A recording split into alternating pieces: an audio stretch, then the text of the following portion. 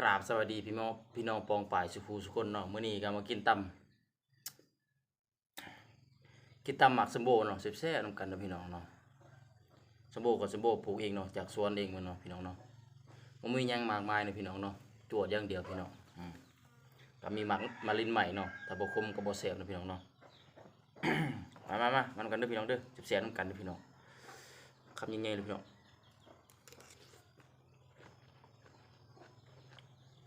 อืม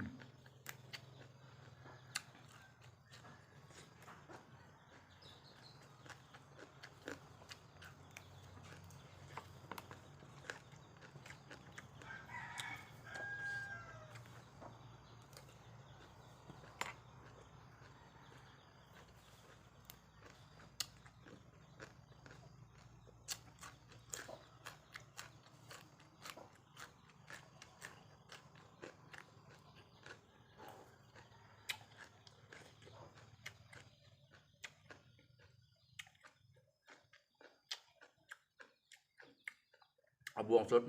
บ่คักเนาะพี่น้องใช้มือครับเสียบพาบ่ได้หมากมะฮะพี่น้องหมากมะระ คุ้มแซ่บเหมือน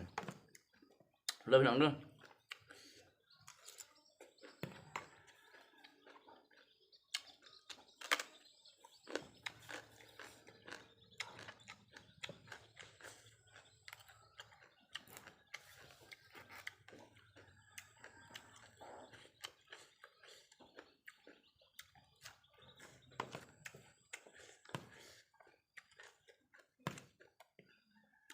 ตำเองกินเองนี่พี่น้องคือเก่าพี่น้องกินผู้เดียวแซ่บเหมือนกันเด้อพี่น้องเด้ออืม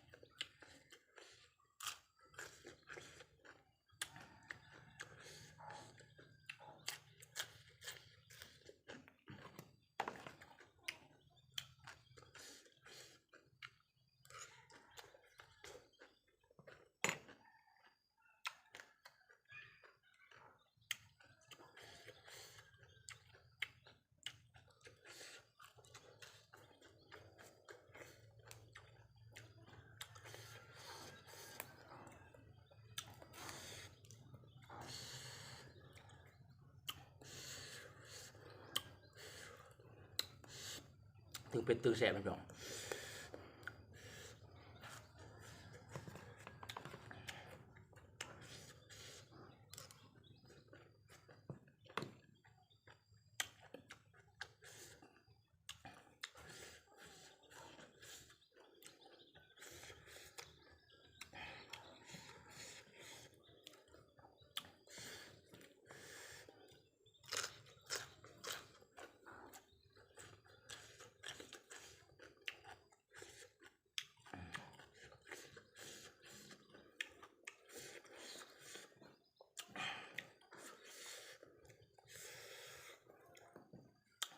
ตำสมโบครับสมโบเก็บมาจากสวนเองเนาะบริสุทธิ์พี่น้องปลูกเอง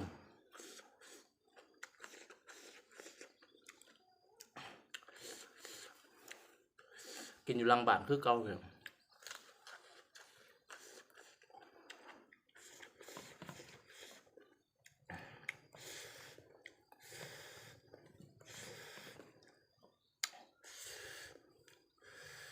บ่เผ็ดบ่แซ่บพี่น้องเนาะ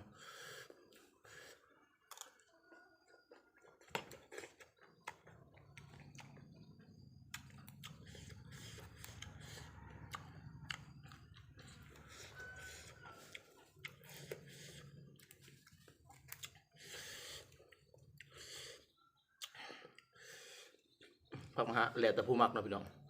กินกับหยังก็แซ่บ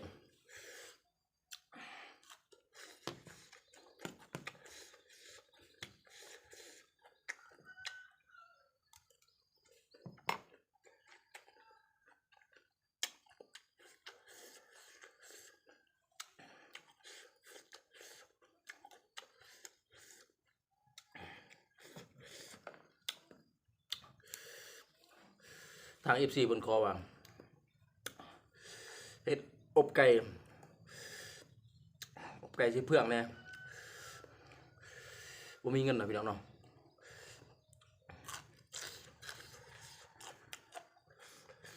ทาง FC บนคอ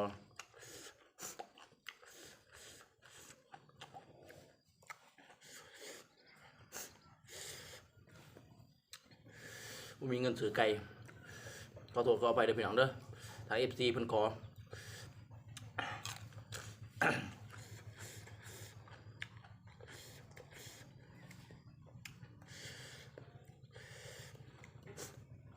ถ้าหอดมือหาไปประกาศเด้อพี่น้องเนาะเช็ดให้พี่น้องกินเนาะ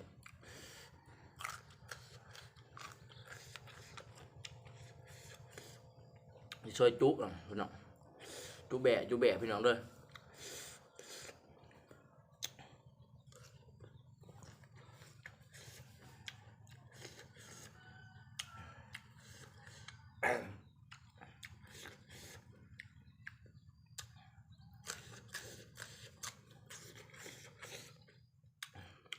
เรียนกับบทจบพี่น้องค่าโควิดอีกถ้าถือจบเดือนเก่าวันที่เก่าไปประกาศนะพี่น้องเนาะนี่กะโควิดระบาดอีกเขาปิดโรงเรียน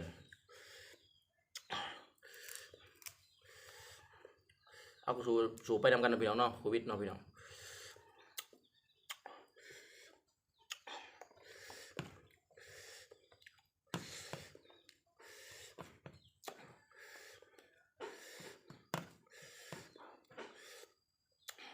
โควิดสิ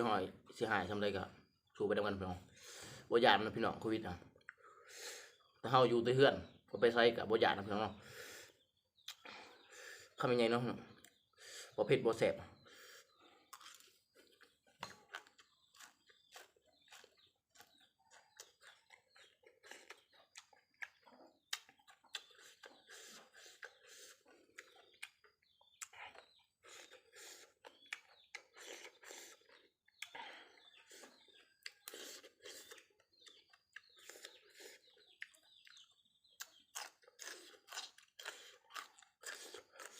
เผ็ดแห้งพี่น้อง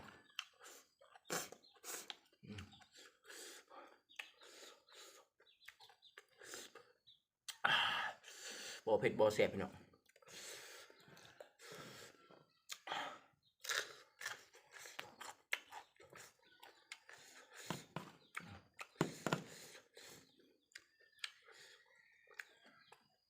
ทำยังไงพี่น้องเนาะเพิ่มซีเลยโอ้ยเผ็ดแห้งพี่น้อง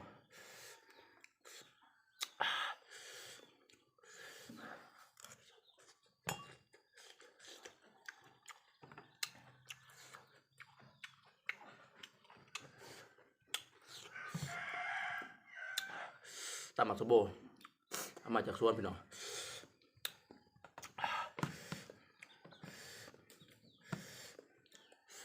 ทำยังไงพี่น้องเนาะ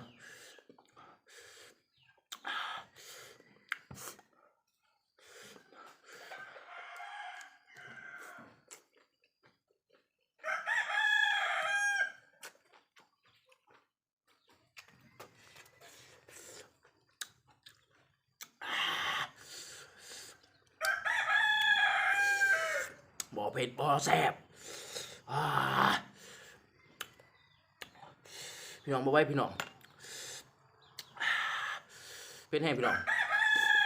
ฝากกดไลค์กดแชร์กดซับสไครต์ด้วยพี่น้องเด้อติดตามให้พี่น้องเพื่อเป็นกำลังใจให้คลิปต่อไปนะพี่น้องเนาะ